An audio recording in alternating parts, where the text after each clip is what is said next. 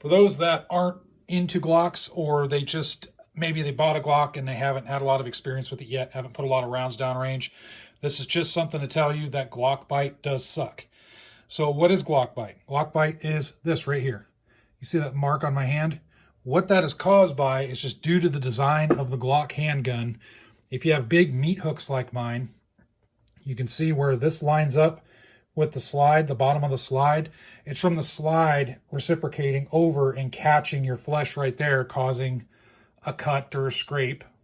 It's going to turn into a cool scar probably, but it's just kind of a pain in the butt. Now, I did put these on. This alleviates it. This is, you have these in your, if you buy a new Gen 4, Gen 5, you have these. These are little basically rear back straps that you can put on, and this one gives a little bit of a tail on it. This is a medium size. They also have them in large size. I have one on my Glock 19X as well. I put this on, so it's going to alleviate that, but I didn't use them for a while, and it's my fault because I just didn't remember years ago my experience with Glock Bite. So about me, years ago, I used to have a lot of Glocks, and I used to shoot them. Awesome handguns. They were mostly like Gen 2s, Gen 3s, and I had 1 or 2 Gen 4s. That was a long time ago. Then I went through a period where I didn't have any Glocks at all. I kind of got out of Glocks and started trying different handguns and whatnot, and it's just been a while. So recently I got back into Glocks. Kind of like I rekindled my interest in them, and I realized, hey, these are really awesome guns. Why did I get rid of them, the ones that I had, and whatnot? Long story. But anyway, I have Glocks, and I've been taking them out and shooting them, but not putting a ton of rounds through them. So if you shoot a Glock and you're prone to this, you might not notice it at first. So you go out, maybe you put 50 rounds through it or something, you're shooting other guns, you may not notice it. You may have a little bit of a red mark, and you may think, oh, no big deal. But you take out a Glock and you really start shooting it without any of these back straps, you may encounter this. This is after a lot of rounds of shooting, and you know, it's nice and healing there. It's going to make a nice little scar, I think.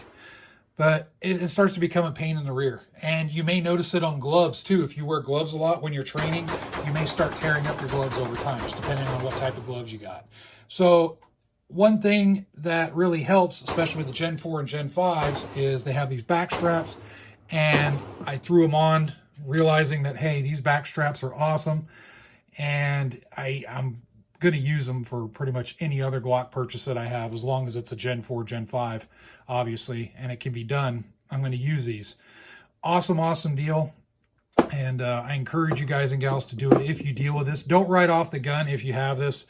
There are some people that might say, crap, it's biting my hand, I'm just going to get rid of it. And you can, but I suggest if you have a Gen 4, Gen 5, try the back straps. It'll really change things, make the gun a lot easier to handle. And it won't injure you in the process when you shoot it. So anyway, Glock Bite does suck, but just kind of look at ways to get around it.